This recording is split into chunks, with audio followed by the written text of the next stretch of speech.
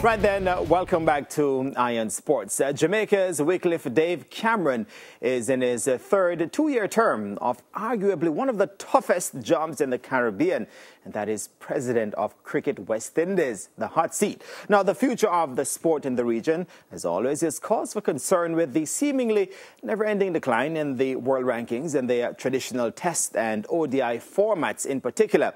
We're now joined by President Cameron for a wide-ranging discussion on the state of the game in the region.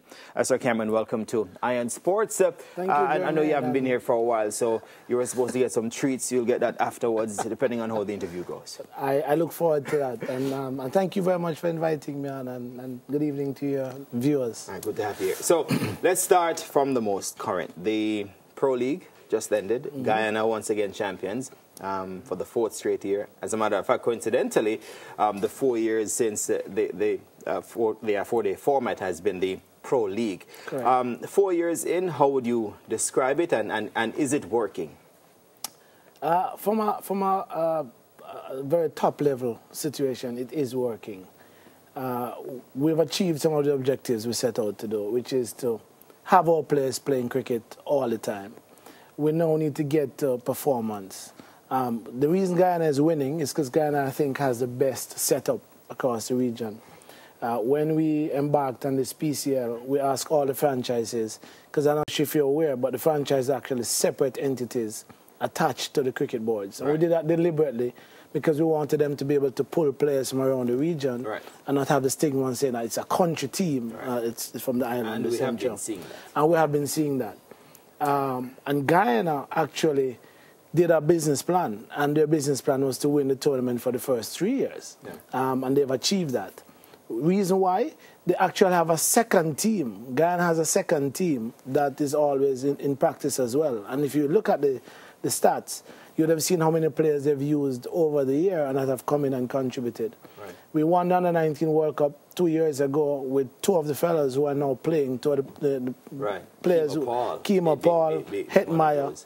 And Keema Paul has over 40 wickets this year for Guyana Jaguars. So you see the setup that they have is actually the best in the region, and they'll be able to produce players. Unfortunately, they haven't been able to convert at the West Indies level, and that's now what we need to be able to concentrate on. You give me the perfect segue as well. The Under-19 World Cup is still on the way in New Zealand. The West Indies defending champions, not doing as well this time around, not contending anymore for the title as they were knocked out from the group stage.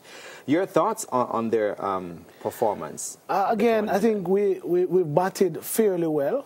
Bowling is a problem. I think bowling is a problem in our junior team as well as in our senior team.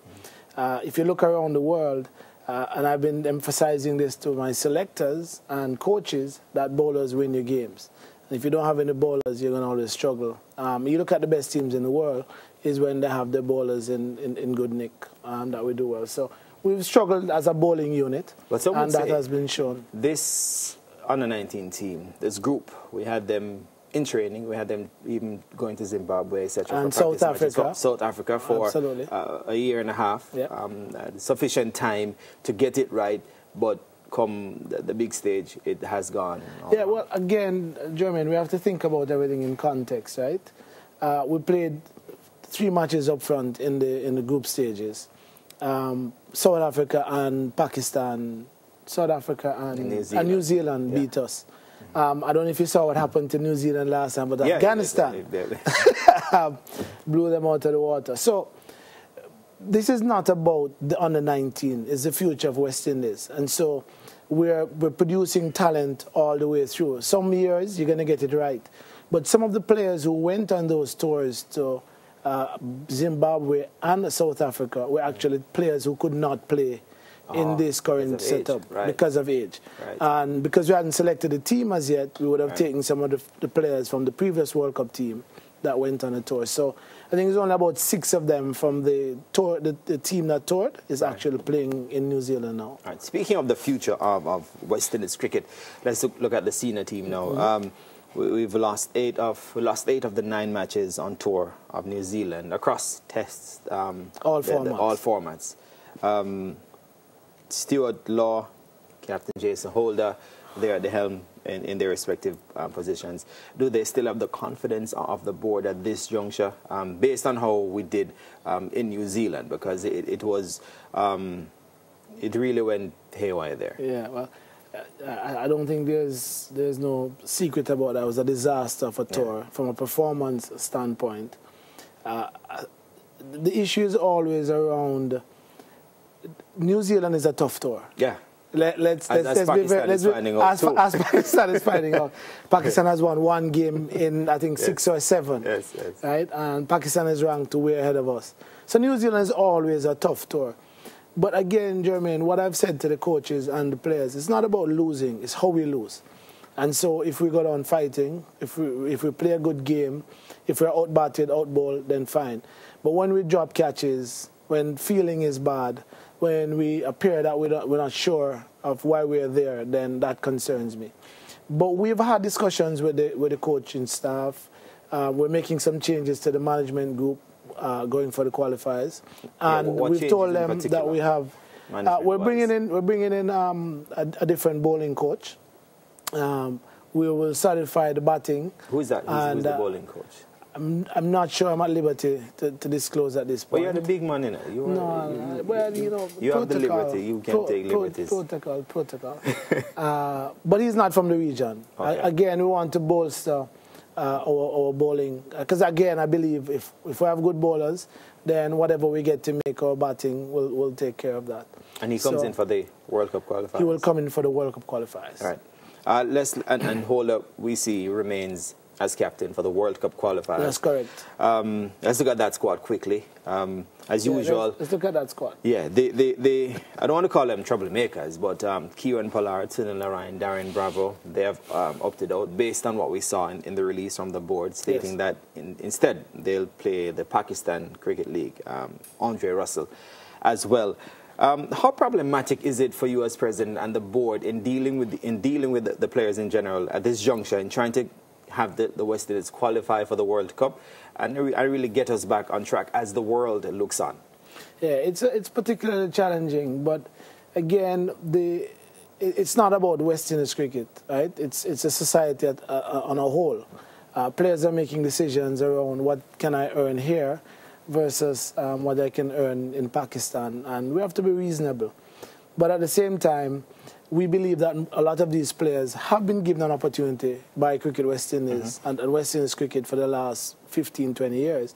And so we ask them to do the math and the balance and give us an opportunity and play for us this time. We're very disappointed about it.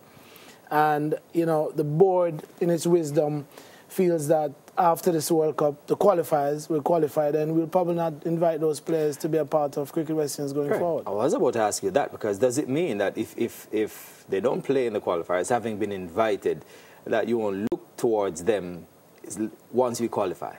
Well, again, you know, we have to think about how the players who are going to Zimbabwe now to try and qualify, how they will feel, having spent their energy qualifying and then having players coming back and replace them, who decided not to play for West Indies. You know, I must mention this because it's important. Out of our schedule for the year, we've made available the IPL window, which is roughly 9 weeks. And we believe that is important. So our best players, all of those named players, will not have to choose to play for West Indies during that time. We could have had tours home or away, but we decided not to play, so to give them the best opportunity. We're also choosing not to play during CPL, so that our players again can earn maximum $160,000 from a few weeks of cricket as well. Our players are now earning anywhere from $200,000 to $300,000 if they play for the West Indies. So we believe that that's reasonable based on the economics in the region. So you're saying that they've been given enough opportunities to make an earning. Absolutely. And also play for the West Indies. The amnesty that was brought in last year to enable them to play freely for the West Indies without having to worry about other leagues that they have to participate in around the world. Looking back at it, do you see it as what are your thoughts on it at this point? Having seen it a few months now in place and some players not using it, No, I think it does. Yeah, absolutely. It served its purpose. We have Chris Gayle back playing. We have Marlon Samuels in the mix. So it has served its purpose. What has clearly demonstrated to us, but certainly, only those two seem to have taken up. Well, certainly, as I'm saying, what is demonstrated to us that players really actually don't want to play. They've used the excuse, in my view, about having other commitments. And when we've said, okay, have those commitments, but still make yourself available, they've made themselves unavailable to play. Do you see that as a personal vendetta against you as president? I don't think so. I think we're in a society that people may have choices and they're making choices. Cricket West Indies, we're running a business. And something we haven't been doing for a long time, and we have to make some commercial choices as well. You know, why would we continue to give a player exposure if he doesn't want to represent the region? And we take this very, very seriously. I mean, what we're doing, it's not just about dollars and cents, but it's about a region that we all feel very, very strongly about and uniting. And so it's very near and dear to us. And that amnesty is now done with? That amnesty is now done with. That has been replaced by a technical committee that will review requests for no objection certificates and look at our eligibility rule. Now, interestingly, there's been a lot of talk about the eligibility and should we allow Jermaine to go versus Dave and how many games Jermaine have to play and can he play no test cricket around the world, not test cricket, 4-day cricket or 50-over cricket, but still qualified to play test cricket. We're interested by the governance meeting on the weekend, and we've been advised by two of them are lawyers that to have what we were thinking of such a loose arrangement could land us in court. I tell you what, well, we have to tighten things up right here on Iron Sports. We're going to a break, and when we come back, we're going to be continuing our discussion with the president of Cricket West Indies, Dave Cameron, looking at the state of the sport in the Caribbean. Soon come.